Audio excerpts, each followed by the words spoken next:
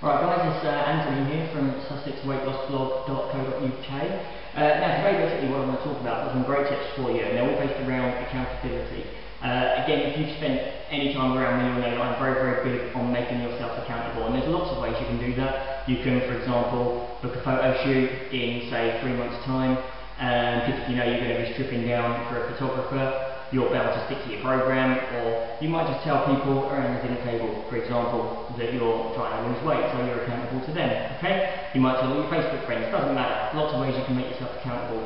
But what we're going to talk about today is a couple of things you can do, and you can use accountability to make sure that you stick to your eating plan. So first thing is to get used to actually writing down, keeping a food log, keeping a food diary, writing down what you actually eat, okay?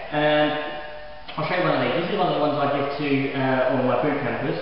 You may or may not be able to see that, but I'm going to post this up so you can, make your own version or print it out or whatever below a bit later. Okay. But basically, we have in the one column, I've got a column for space to plan 6 meals a day. Okay. And then in the other column, I've got what you actually eat, so you can then compare the two. All right. The main reason we do that is because if you have to write it down, there are several studies done into this by now, and if you have to write down what you're going to eat, then you're much more likely to stick to your plan, and you're much less likely to put the bad stuff in your mouth, because a lot of that stuff we do, it's automatic.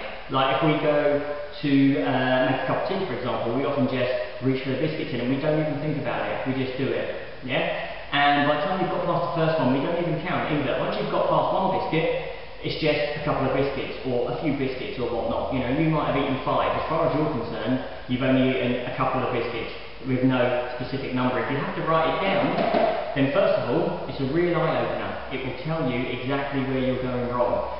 And secondly, you're much less likely to do it in the first place. Okay? So, first tip, start keeping a log if you don't already. Yeah? Everyone who keeps a log from me, they have to show me, which again, is another source of accountability. So I can go through it and I can show them where they're going wrong. It's also so I can adjust their program.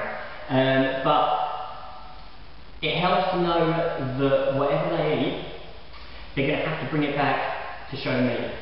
Yeah? So if they pig out at Krispy Kreme, I'm going to know about it. Yeah? And that's the point, and they're much less likely to do it. Okay? The other thing you can do is find a friend or someone or a member of your family who you trust and make yourself accountable to them. Say, okay, well, I'm accountable to you. Yeah? Whatever I eat, I'm going to tell you about it. And if I eat something bad, I'm going to tell you about it. And a great tip, which again I give to all of my boot campers or I give to everyone that I train, is if you're going to eat something that you know is going to screw up your results, then before you actually pick it up, unwrap it and put it in your mouth, text me, yeah? And it doesn't matter whether I reply to that text or, because I'm probably training someone, I may not even have my phone on at the time, but what it's done is it's inserted an interruption to that eating pattern. So instead of just automatically going, unwrapping in your mouth, before you do that, you've got to get out your phone, you've got to then text me to tell me about it and send it. So it puts up a barrier in between. So it goes a great way to avoid automatic eating, yeah? You can do the same with one of your friends or a member of your family. Say that you want to text them, yeah? That's all you want them to do, to keep you on track, yeah? I have one client at the moment, she's got her little girl, is absolutely brilliant. This client, she's lost about 10 pounds so far in about 5-6 weeks.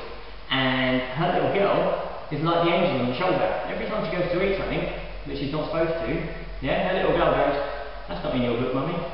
Yeah, it's genius. Everyone should have one of them. I could hire her out for everyone. Yeah, so that's the thing. Be accountable to someone else. And all it takes is a little bit of interruption. And the same applies. If you've got a book, yeah, write it down. If you're going to eat a biscuit, write it down before you eat it. Yeah, and chances are, then you won't bother eating it afterwards because you've seen it down there, and it basically helps you to see yourself from the outside, from how someone else looking into you can actually stop and not eat it in the first place. Okay? So, there's a tip. Again, make yourself accountable. Yeah? First of all, write everything down that you eat. The other thing is, it means that you can adjust as you go along. Okay? But also, it's a real eye-opener.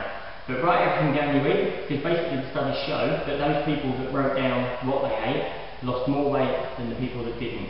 Probably for that very reason that if you're going to eat something bad and you know you've got to write it down, then you're just not going to eat it. Yeah? And the other thing is, use some kind of interruption technique when you go in, so we don't eat on autopilot. Okay? So if you've got, if you're going to eat something, text someone. Like I say, I have all the people that I train are allowed to text me at any time, day or night. It doesn't matter whether I get it or not. The point is, it's interrupted that pattern. It's interrupted your reaching for the food and eating it. So it gives you time to think about it and decide against it. Yeah? Get a friend or family member involved and do it that way. But it will make a big, big difference to your results. Just a tiny little thing. Alright? Okay, I've been Anthony from SussexWeightLossBlog.co.uk. I'll catch you next time.